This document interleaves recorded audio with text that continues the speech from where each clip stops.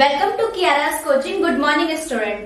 जैसा कि आप सभी को बोर्ड पे लिखा हुआ दिख रहा है कि हम सिंधु घाटी सभ्यता यानी कि इंडस वैली सिविलाइजेशन के बारे में बात करने जा रहे हैं। हम उस टॉपिक को कवर करने जा रहे हैं। देखो, जो इंडस वैली सिविलाइजेशन है एसएससी के पॉइंट ऑफ व्यू से वो बहुत ही इंपॉर्टेंट है। एसएससी इससे ना खोद खोद के क्वेश्चंस पूछता है और बहुत क्वेश्चंस पूछता है। कई बहुत सारे डीप क्वेश्चंस आपको देखने के लिए मिलते हैं, कई नॉर्मल क्वेश्चंस भी देखने के लिए मिलते हैं। ठीक है, तो जिस भी तरह के क्वेश्चंस इस टॉपिक से कवर होते हैं हम उन सभी चीजों पे आज चर्चा करेंगे, या मैं उन सभी टॉपिक को इस डेमो में कवर करवाऊंगी। और जितना डिटेल में इसको पढ़ना है वो सब मैं इसमें कवर करवा के आपको पढ़ाऊंगी। ठीक है, तो जो भी चीजें मैं आपको बताऊंगी, जो भी चीजें मैं इसमें लिखवाऊंगी, वो सभी आप नोट कर लेना, ताकि दोबारा अगर आपको क्या है रिवीजन करनी हो तो आप उसी नोट से रिवीजन कर सकते हैं। ठीक है, तो हम ज्यादा लेट ना करते हुए सिंधु घाटी सभ्यता को स्टार्ट करते हैं।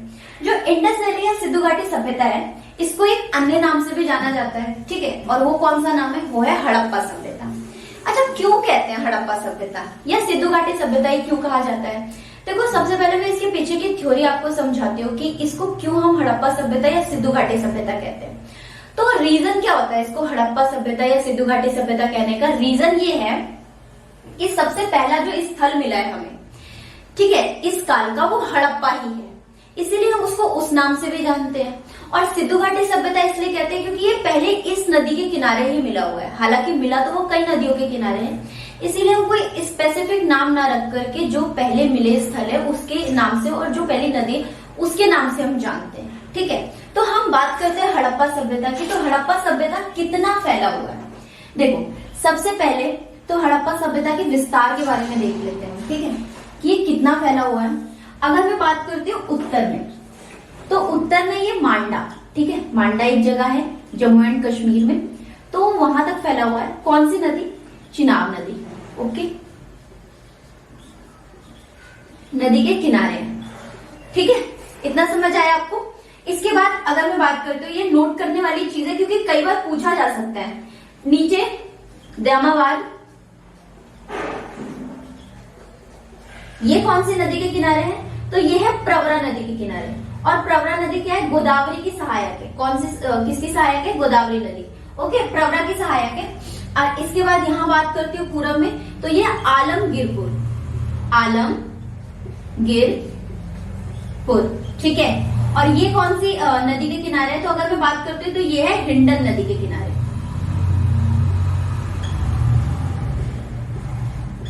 ओके, इसके बाद हम बात करते हैं पश्चिम में। तो पश्चिम में है सुत्का गेंडोर तक।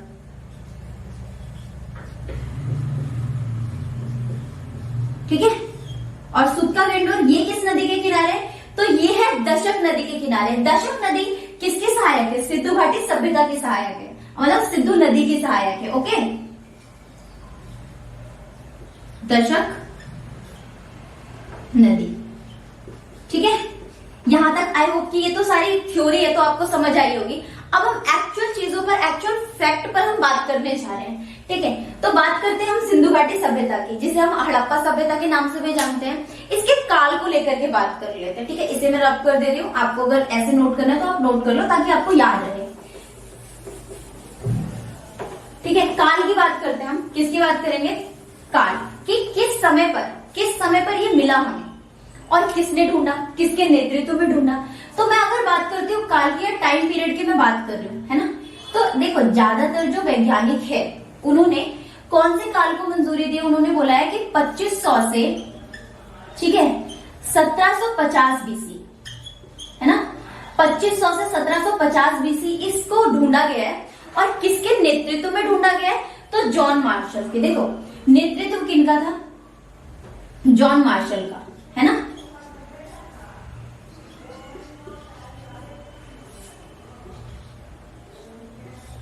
ठीक है, जॉन मार्शल के नेतृत्व में ढूंढा गया है।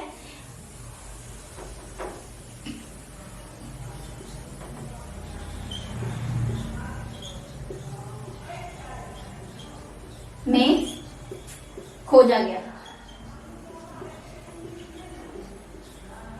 ओके,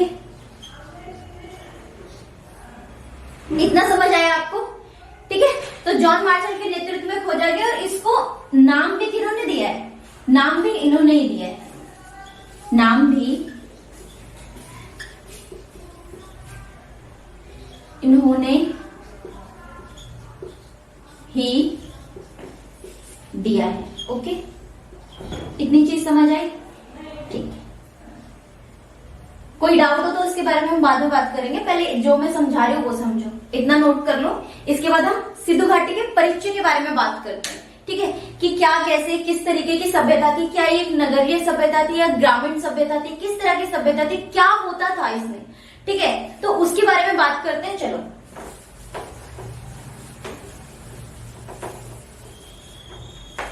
यहां पर आप हेडिंग डालो परिचय। ओके, तो सिंधु घाटी के परिचय की बात करते हैं।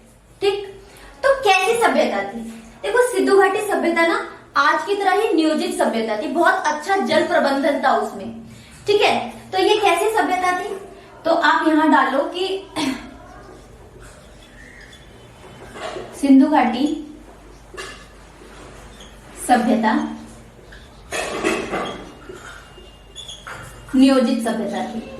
अब ऐसा मैं क्यों कह रही हूँ, ऐसे आपको मैं इसलिए बोल रही हूँ क्योंकि आगे की जो मैं आपको पॉइंट्स लिखवाऊंगी ना उसमें आपको पता चलेगा।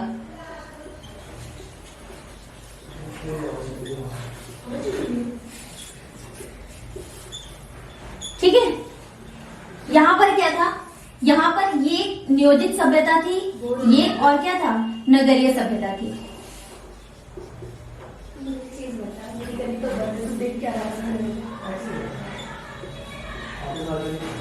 ओके, इसके बारे में अगर बात करते हैं, और तो क्या है, यहां नालियों का जाल बिछा हुआ था,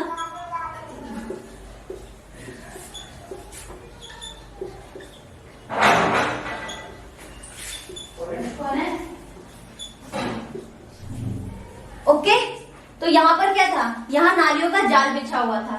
इसके साथ ही साथ और क्या क्या चीजें थी, नालियों का जाल बिछा हुआ था, यानी कि जल प्रबंधन, ठीक है, जल निकासी का बहुत ही अच्छा साधन था यहाँ पर। प्लस क्या है, सड़कें जो है एक दूसरे को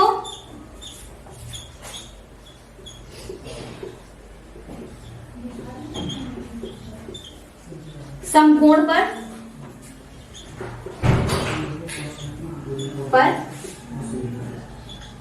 काटती थी। ठीक है, इसके साथ ही साथ और भी बहुत सारी चीजें थी, जैसे कि क्या चीजें, कि ये जो सभ्यता थी ये मात्र सत्तात्मक, ठीक है, यह सभ्यता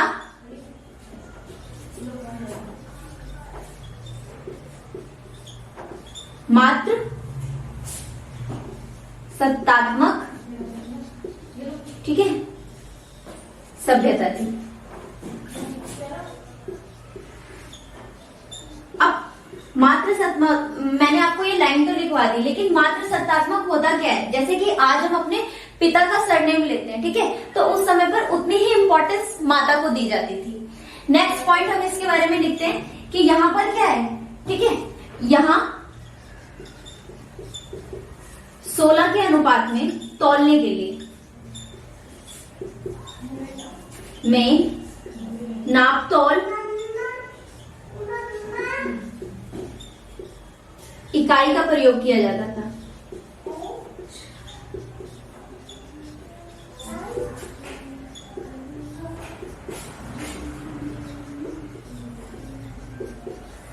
आज भी तो आप यूज करते हो ना, 1 किलो चीनी दे दो, है ना, 1 लीटर तेल दे दो, तो इसी तरीके से। ठीक है, इसके बाद अगर बात करती हूँ, यहां क्या है, यहां सीढ़ियां मिली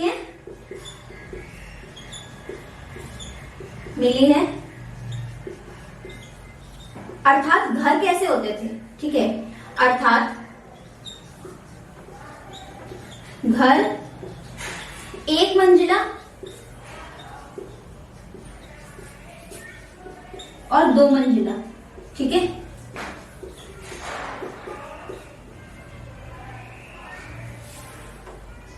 मंजिला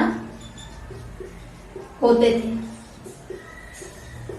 नॉर्मल सी बात है कि अगर मंजिलें होंगी तभी तो सीढ़ियां बनाई जा रही होंगी ना, अगर मंजिलें होंगी नहीं तो सीढ़ियां क्यों बनाओगे आप? ठीक है, ग्राउंड फ्लोर पे जाने के लिए थोड़ी ना सीढ़ियां बनाओगे। इतना समझ आया?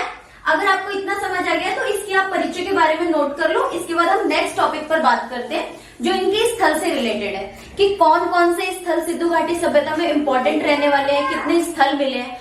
तो अगर मैं स्थलों की बात करती हूँ, है ना, तो कुछ तो छोटे छोटे स्थल मिले हैं, बहुत सारे स्थल मिले इसमें, कुछ कुछ छोटे छोटे स्थल मिले, कुछ बहुत ही ज्यादा बड़े स्थल मिले। तो जिनमें से कि हम मेनली 6 नगरों के बारे में बात करेंगे। ठीक है, 6 नगर जो कि आपके पेपर में उनसे क्वेश्चंस बनते हैं। सिर्फ मैं वही चीज करवा रही हूँ जिनसे क्वेश्चंस बनते हैं आपके पेपर में। एक्स्ट्रा मैं इसमें कुछ भी नहीं करवाऊंगी कि रामकथा में सुनाने बैठ जाऊं, ऐसा नहीं है बिल्कुल भी। ठीक है, तो ये नोट कर लिया आपने और आई होप कि आपको ये समझ आ गया होगा। ठीक है, अगर आपने नोट कर लिया तो मैं इसको रब कर रही हूँ।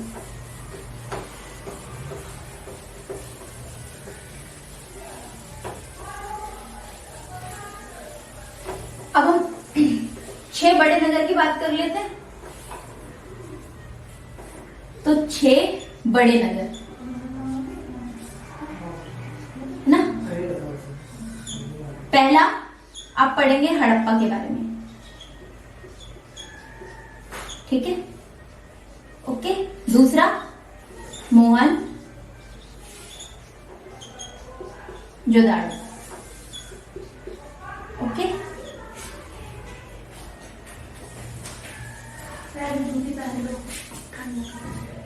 है ना।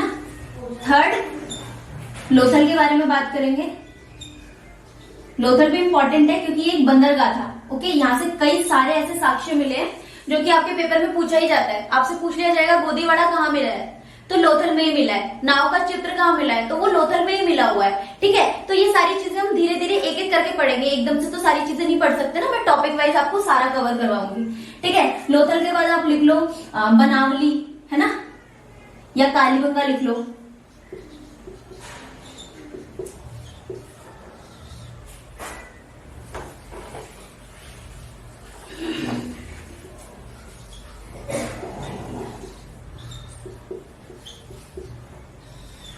ओके, 5th रोपण, धोलावीरा,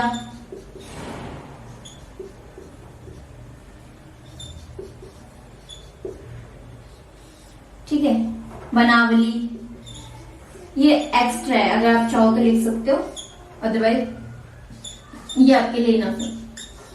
ठीक है, तो सबसे पहले हम बात करेंगे हड़प्पा, जो कि सिंधु घाटी सभ्यता का एक कह सकते हो कि पहला स्थल है और बहुत ही इंपॉर्टेंट है। यहाँ से जितनी भी चीजें मिलेगी ना वो तो आप अपने फिंगर टिप पर रट लेना बिल्कुल, क्योंकि जैसे यहाँ से मिली है नटराज की मूर्ति, मातृ देवी की मूर्ति, और ये चीजें पूछी ही जाती है आपके एग्जाम में, तो इनको बिल्कुल अपने फिंगर टिप पे आपको रट लेना है। ठीक है, चलो स्टार्ट करते हैं हम हड़प्पा के बारे में।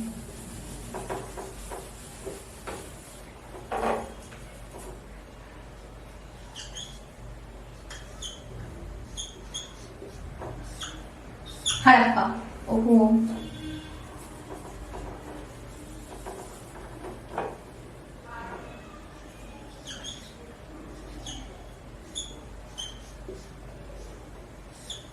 है ना। हम स्टार्ट करते हैं हड़प्पा के बारे में, है ना। तो हड़प्पा क्या है, सिंधु घाटी सभ्यता का पहला स्थल है ना।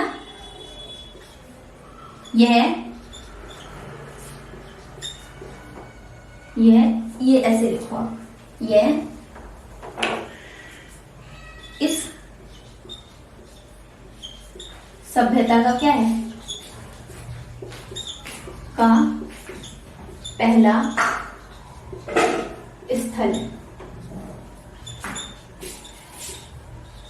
कहां पर ये, तो यह है पाकिस्तान के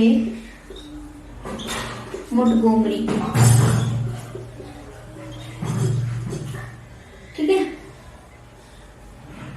नामक स्थान पर है, वर्तमान में स्थान पर, ठीक है, वर्तमान में, है ना। ओके, नेक्स्ट पॉइंट, ये किस नदी के किनारे है, तो यह रावी नदी के किनारे है ना।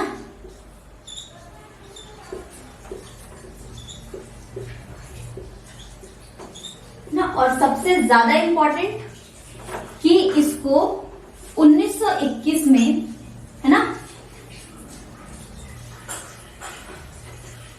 दया राम सहानी के द्वारा, ठीक है, खोजा गया, है ना। ओके, ये बहुत इंपॉर्टेंट है, इसको आपको याद रखना है। अब आप कहोगे कि मैम आपने तो बोला कि किसके नेतृत्व में, जॉन मार्शल के नेतृत्व में खोजा गया। तो नेतृत्व वो कर रहे थे, लेकिन खुदाई का काम किन्होंने करवाया था? दयाराम सहानी ने करवाया था, ठीक है। तो इसीलिए 1921 में दयाराम सहानी ने हड़प्पा को खोजा। अब ये तो जो भी चीजें इसमें लिखवाई गई है, तो कई बार पेपर में पूछा जाता है इसको, ठीक है, बहुत से पेपर में पूछे भी गए हुए हैं कि रावी नदी के किनारे, तो ये चीज आपको याद रखनी है। इसके परिचय से रिलेटेड ये सारी चीजें भी याद रखनी है। यानी हड़प्पा और मोहनजोदड़ो दो ऐसे स्थल है जो आपको बिल्कुल रट लेना है, ठीक है। इसके बाद अगर मैं बात करती हूँ, समझ के रटना, बिना समझे मत रटना, ओके। तो अब यहाँ पे हम इस साक्ष्य देखेंगे कि हड़प्पा से कौन कौन से साक्ष्य मिले, ठीक है, और जो आपके पेपर के लिए इंपॉर्टेंट है। तो यहाँ ये मैं लिख देती हूँ, है ना।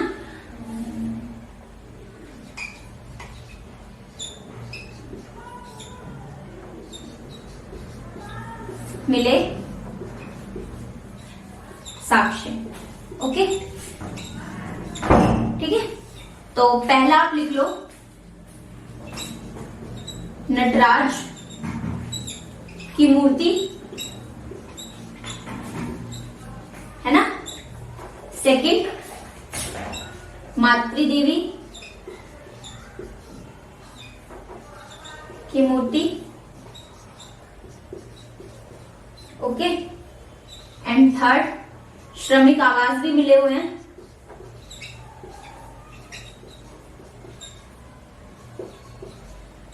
एंड ये जो मैं आपको फोर्थ पॉइंट लिखवा रही हूं, अन्नागार, ये बहुत इंपॉर्टेंट है, ये पूछा जाता है, ठीक है। ये अन्नागार क्या था? एक आप कह सकते हो कि अनाज रखने के लिए बनाया गया था, वो होता है, ठीक है, जिसमें अनाज स्टोर करके रखा जाता है, अन्नागार। एंड फिफ्थ की अगर मैं बात करती हूँ तो आप लिख सकते हो, ये इतनी चीजें आपके लिए इनफ है, ठीक है, इससे ज्यादा आपको नहीं लिखना।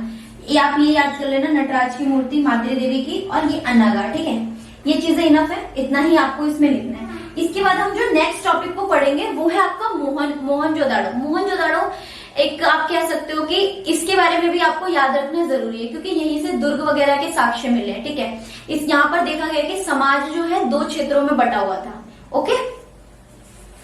तो हम बात करते हैं किसकी? मोहनजोदड़ो की।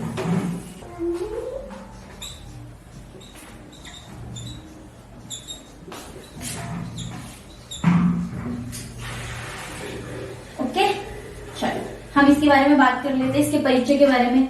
तो फर्स्ट ऑफ ऑल हमें क्या लिखना है कि ये जो स्थल है ये कहां पर है? तो यह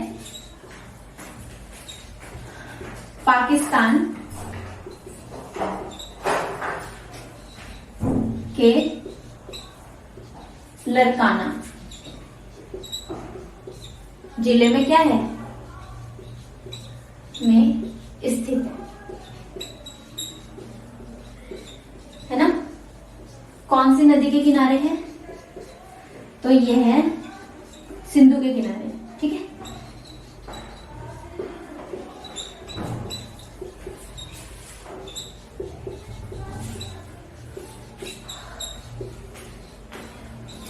है ना, ओके।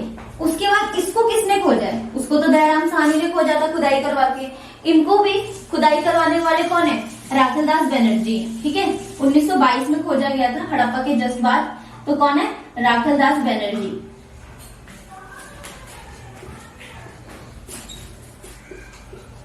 बनर्जी, ठीक है, के द्वारा खोजा गया। ओके, इतनी चीजें समझ आई है ना? ये समझ आया आपको? ठीक है कि 1922 में राखलदास बनर्जी ने खोजा किस नदी के किनारे? सिंधु। जैसे वो रावी नदी के किनारे था तो ये भी किसी नदी के किनारे, वो है सिंधु। ओके, ये जो 3 लाइनें मैंने आपको लिखवाई है, ये आपको याद रखनी है, ठीक है ना? ये इंपॉर्टेंट है आपकी। ओके, तो हम इसके बारे में देखते हैं कि यहाँ से क्या क्या साक्ष्य मिले हैं, कि कौन से ऐसे साक्ष्य जो यहाँ से मिले। जैसे वहां से मैंने कुछ साक्ष्य आपको लिखवाए हैं, तो यहाँ से मिले हुए कुछ साक्ष्य भी आप देख लो, ठीक है? साक्ष्य मिले, कौन से साक्ष्य मिले भाई? यहां से देख लेते हैं कि कौन कौन सी चीजें मिली है, ठीक है? तो यहाँ साक्ष्य देखते हैं हम कि कौन कौन से साक्ष्य मिले। तो सबसे पहले आप लिखो कि दाढ़ी वाला मनुष्य, ठीक है ना? एक चीज लिखी। अब देखो वहां से आपने स्नानागार लिखा, यहाँ से आप अन्नागार लिखा, यहाँ से आपको स्नानागार मिलेगा, ठीक है? ये इंपॉर्टेंट है। स्नानागार यानी कि बड़े बड़े जो जलाशय होते हैं ना, ठीक है, वो स्नान करने का स्थान। ओके, थर्ड, सूती कपड़े का साक्ष्य मिला है,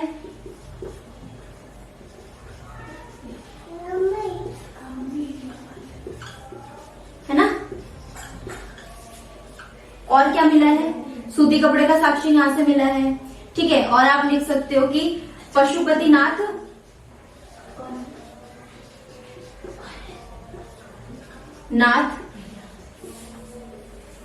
ठीक है, के आंकन